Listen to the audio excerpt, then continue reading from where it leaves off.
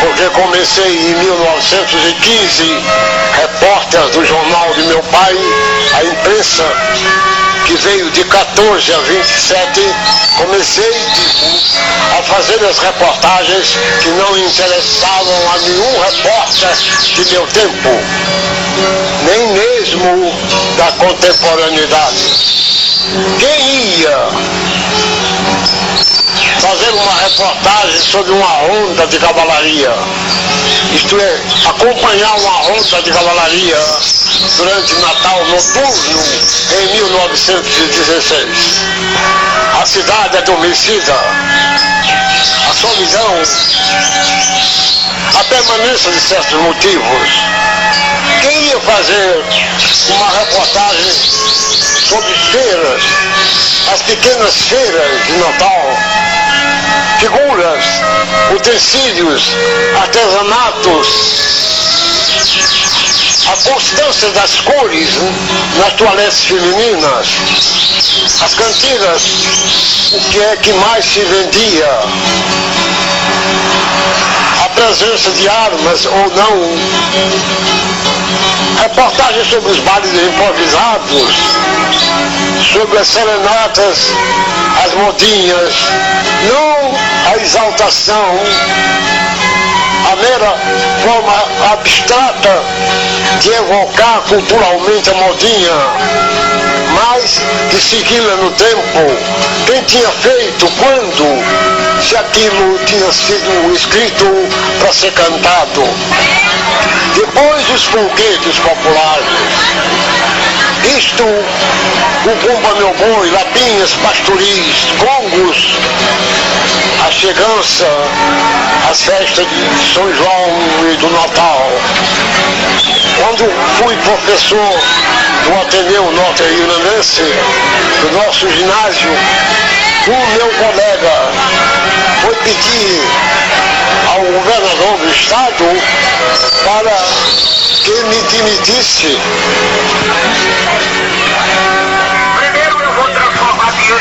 E meu crime era esse. O professor catedrático do Ateneu, senhor de pastoras, que faz pesquisas a respeito do lobisomem, da burrinha de padre, do Bumba Meu Boi, está desmoralizando o ensino secundário no Rio Grande do Norte.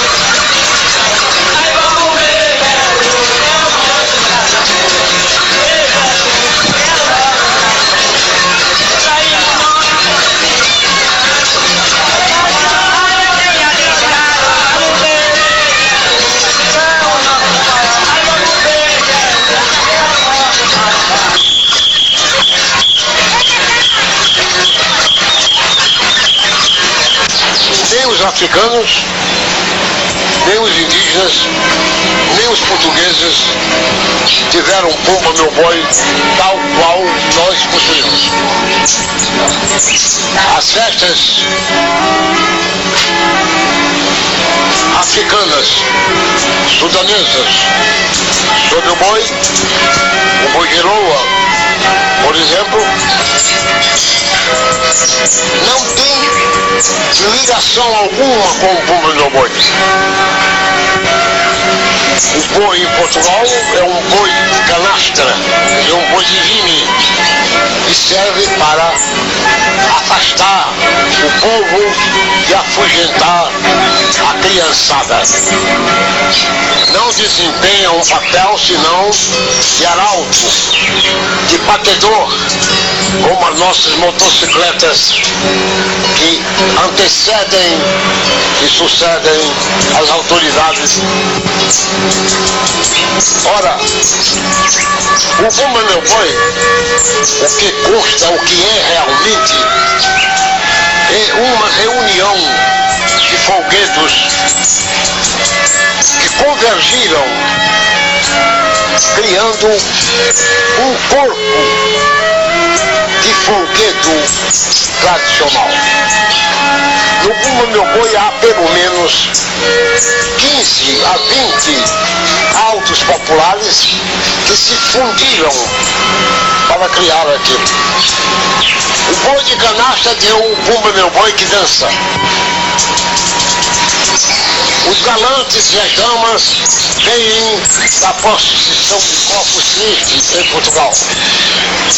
O gigante das procissões espanholas, alemães, belgas, holandesa, o Gaillon de France.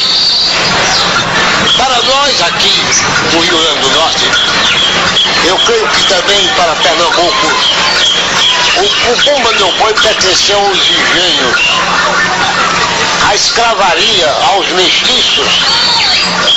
Pelo Natal ou São João nas férias, desciam para a capital para dançar diante das casas prestigiosas em troco de presentes, dádivas, de víveres, de bebidas e até de roupas. Pela variedade, são altos dançantes. Eu não chamo dança dramática, porque a dança aí não é a característica. É uma sucessão de sketches, digamos, de show, cada um com um sentido. E cada um tem a sua dança, mas também tem as suas figuras. Os antigos vaqueiros, Pirico e Mateus. E agora a Negra Catarina, que é mais ou menos recente. No meu tempo de menino e de rapaz, não havia a Catarina. Só havia os dois vaqueiros negros, Pirico e Mateus. Esses dois homens, profissionalmente analfabetos, de pé descalço, inteiramente cultura oral, improvisam, declamam, representam durante 1, 2, 3 horas que dura o Bumba Meu Boi. Não estudam o papel porque nada do Bumba Meu Boi é escrito. As partes são decoradas, mas o que é espantoso é a inteligência, a improvisação, o brilho verbal, a graça, o humorismo desses dois vaqueiros, seus vaqueiros, mais dois gênios de fabulação brasileira. O Bumba Meu Boi, ao contrário de marujadas, fandangos, herança, estão de mouros, lapinhas, pastoris, diversifica-se, porque quase de ano a ano o Bumba Meu Boi recebe a influência dos episódios que estão passando, e esses são aludidos. É uma espécie de jornal acidentalmente dito, mas verídico, da passagem daquele grupo através do tempo. A dança não é notável. A instrumentação às vezes simplesmente constando de instrumentos de percussão. A linha melódica é pobre, mas o elan, a vibração, a vida, o ludus constituem uma projeção, uma empolgância, uma exaltação inesquecível.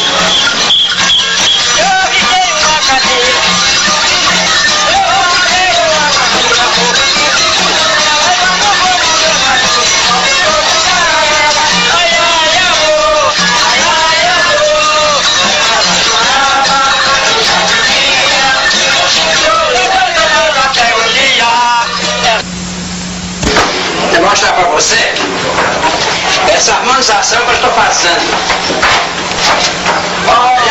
Você me disse que estavam... Não, aquilo é outra coisa. Aquilo é com acesso Ferreira, não tem nada com aquilo, não. Duas toadas de remédio que eu peguei, da coleta que eu fiz, daquela pesquisa que eu fiz sobre Francisco. Eu peguei duas toadas de remédio, ambas toadas de remédio, mas características completamente diferentes. Entende? Mas aonde? Então, em São Francisco, aquela pesquisa. Em São Francisco? Já São Francisco.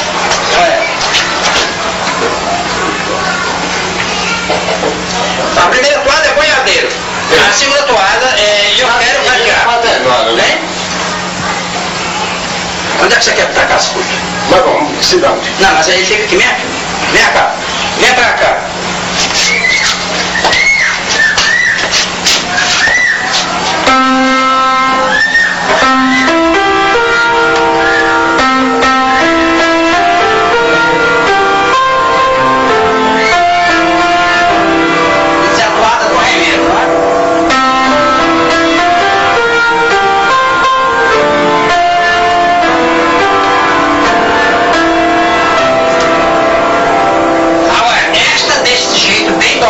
Bem cantável, tentar de cantar, e depois então entra outra com moto, muito mais movimentada, entende?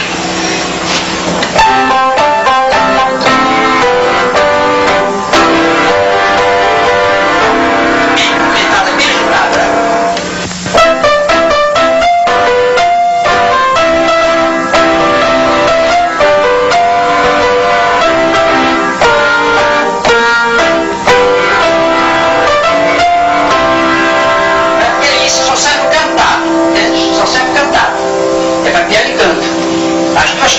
Elas são tão bonitas, sobretudo essa segunda, que tem uma riqueza. Ô Oswaldinho, e essa cantiga de remédio tinha refrão? Tem, todas elas. Tem. Todos têm refrão? Todas têm, o coro. Tem o solista e depois o coro responde, né? É o refrão, o coro. O refrão responde? Responde, Acho que chega lá.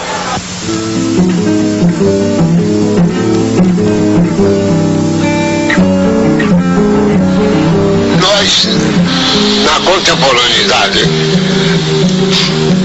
não damos valor às dimensões novas e previstas que o tempo empresta a cada objeto.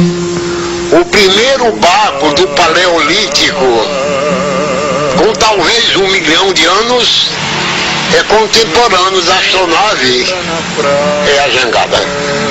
Quando os portugueses chegaram aqui, e Pedro Vaz de Caminha escreve a carta ao rei de Portugal contando, lá está a primeira descrição da jangada, maio de 1500. Tanto ele escreve a jangada, pescador, chamando almadia, o que é um engano, porque a almadia é um barco monóxido, quer dizer, um barco, um tronco de madeira cavada, é a baiteira e não a jangada, como descreve também a rede de dormir entre os indígenas de Porto Seguro. Curiosamente, os nomes indígenas da jangada desapareceram, não são usados, como Ipapeba e outros que eu não quero inventar, mas estão no meu livro sobre a jangada. Ficou o nome malaio, que é jangada, jangadã. E curiosamente, nos lugares onde ela existia, o nome de jangada ou piripiri não existe mais, e existe no Brasil. Estamos olhando a jangada, a contemporaneidade do milênio, porque a jangada não tem idade, são milênios, milênios, milênios. Minha jangada de vela, que vento queres levar? De dia, vento de terra, de noite, vento do mar. De dia, um terral que empurra da terra para o largo, para o mar. De noite, vento do mar, que empurra do mar para a terra, para o fundeadouro, para o regresso da pescaria. Isso era uma novidade, porque a cultura popular Eu só uso a palavra folclore para não parecer ir contra a maré. Prefiro sempre traduzir e usar a palavra cultura popular. Nós aprendemos superstições, mitos, cantigas, maneira de andar, saudar, cumprimentos, mímica, tudo isso antes de ir à escola. A criança brinca primeiro, depois é que aprende a ler. E essa parte oral, instintiva, permanente, nos acompanha a vida inteira. Por isso eu fiquei obstinadamente na cultura popular. Quando se construía a igreja, que já não existe mais, de Extremoz, igreja maravilhosa, que pouca gente sabe, que as pedras vieram de Portugal numeradas. Era uma igreja sem alicerce, montava-se as pedras e a igreja escrito. É como Conceição da Praia, na Bahia, na cidade de Salvador, igreja feita pelos jesuítas. O carreiro levava os sinos para a igreja. Doce de luar, não muito claro, senão uma lenda. É o luar de Ciso, o luar intermitente, o luar que se esconde dentro de névoas, dentro de nuvens, dentro de sombras. É esta paisagem sugestionadora, determinante do sobrenatural. De maneira que o carreiro levava os sinos e o carro misteriosamente parou. E o carreiro praguejou e tocou com a vara de ferrão a junta de coice e a junta da guia. Segue o carro gemendo nos seus cocões, no seu eixo.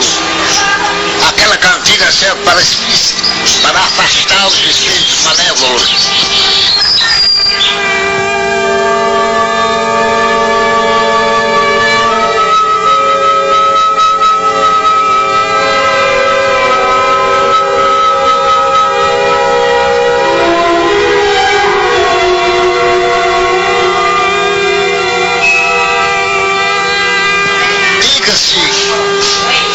Na minha irresistível tendência de velho etnógrafo, o carro de boi foi o primeiro veículo que o homem criou. A roda é do Neolítico. De maneira que todo o continente americano, da Argentina ao Canadá, não conheceu a roda antes do europeu. A roda foi trazida no século XVI. Acontece que, terceira vez, o carro para e, de repente, as juntas se precipitam galopando, naquele solto alto irresistível de duas juntas de boi, e se esteja dentro da lagoa, num lugar que ainda hoje se chama o Carro Caído. É uma ribanceira cortada a pique, aí mergulham as juntas de boi, o carro, o sino, o vaqueiro. E certas noites de luar, como aquela, sendo noite de sexta-feira, ouve-se subir do fundo do abismo o registro do carro, longínquo, mas perfeitamente identificável. O canto dos carreiros e a voz do sino de bronze que ainda deve estar no fundo da lagoa. No mundo da festa que ouviu os sinos, a voz do carreiro e o canto do carro. É a lenda do carro caído. Você sabe que o Dr. Keith Kochman, um alemão criado nos Estados Unidos, professor da Universidade de Harvard, professor de genética, tem um trabalho notável reformando as técnicas de concepção Quer dizer, como você foi feito, e eu, e fizeram o Jorge, está errado. Sim, mas a raça dos estadistas de Rio Branco, de Rondon, de Uibaposa, então essa gente foi criada como eu fui criado, como você foi criado. E essa é a forma verdadeira, não? É. Eu sei que essa gente de método de Instagram ainda não brotou as figuras exponenciais de poesia, de arte e tudo mais, criadas pelos métodos antigos. Esta é que é. Você veja uma coisa curiosa, Oswaldinho. A Rússia imperial, violência, Pinóquio, Sibéria, deu os maiores romancistas do mundo. A Rússia soviética, o regime ideal, não deu ainda um. Está lá desde 17. Onde estão os romancistas, os grandes poetas da Rússia soviética? Por enquanto ninguém sabe. Onde estão? Na outra, Dostoiévski, Gorky, né? Turgenev, Tolstói, do tempo horroroso de que eu era tão contra. Do tempo agora, do alto socialismo, não saiu uma flor. Pode ser que ainda saia. Pode ser que ainda saia, mas isso é muita bajulação sua para coisa muito bajulando. Seu comum sem vergonha. Pode ser que ainda saia, mas já tinha tempo de 17 lá fora. Mas não custa esperar, ué. Cadê o escritor? Você já conversa. E vai, velho.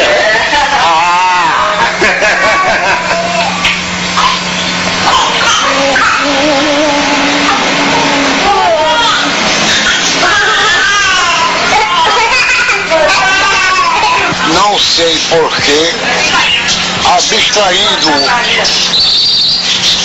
de romantismo, eu amo o crepúsculo.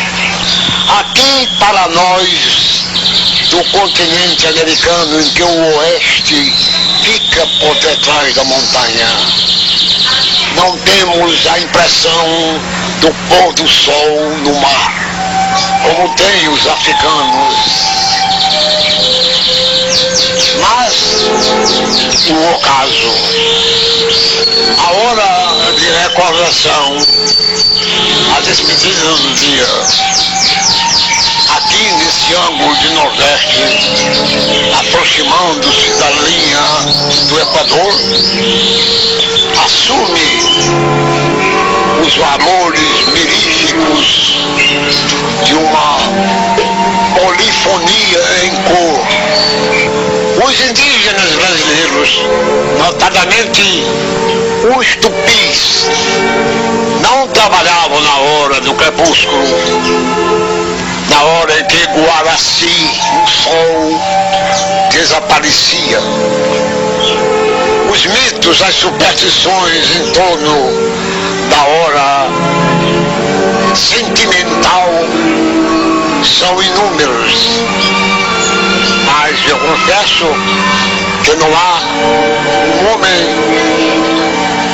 que, tendo ainda livre dos negócios uma percentagem da alma, que não a tenha transformado numa máquina registradora, não sinta a poesia do crepúsculo, nem que seja por um minuto.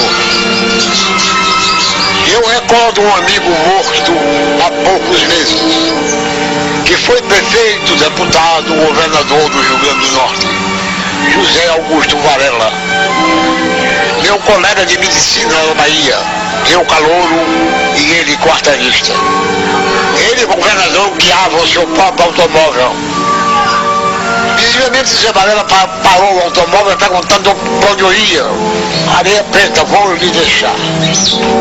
Saímos e na descida, quando fizemos a volta da Praia do Meio para a Areia Preta, Zé Varela, que estava nesse momento numa das maiores batalhas políticas que o Rio Grande do Norte possuiu, e que se discutia o impeachment na Assembleia Legislativa, eu, seu velho amigo, jornalista, era uma ocasião de uma conferência, mas ele virou o olho para mim e saiu essa frase inesperada e linda: cascudo, que crepúsculo maravilhoso. Ele ia notando apenas o crepúsculo e não o impeachment, nem os problemas. Isso eram outras coisas. A hora era hora de sentimentalidade, sensibilidade, de inteligência, de emoção. E esta fazia desaparecer o governador para aparecer o brasileiro sentimental. Bem vale aqui o verso de Guerra Junqueiro: é como um sol poente que já não dá calor, mas ilumina a gente. O sol despede-se e com ele o dia da forma mais suave, mais trêmula, mais tranquila. É a frase de todos os poetas: crepúsculo é a hora da saudade.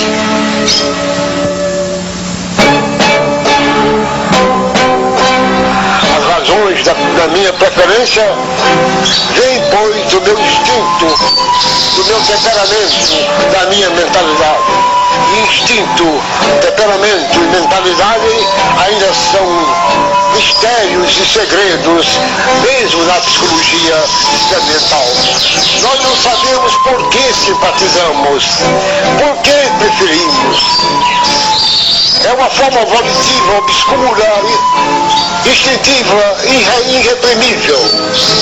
Eu não sei por que fui para isto. Só posso afirmar agora, 60 anos depois, que não estou arrependido. E continuarei. Porque a cultura popular vive em mim. E agora que não posso ser mais surdo, vendo pouco, andando com relativa dificuldade, já não posso ser um etnógrafo de campo, de ruas, de praças, de viagens. Sou um memorialista. Perguntam sempre os repórteres: o senhor se julga um homem realizado? Sim, na plenitude do vocábulo. Não me arrependo de nada. Eu, enfim, sou o que sou. Se assim te agrado, aqui estou.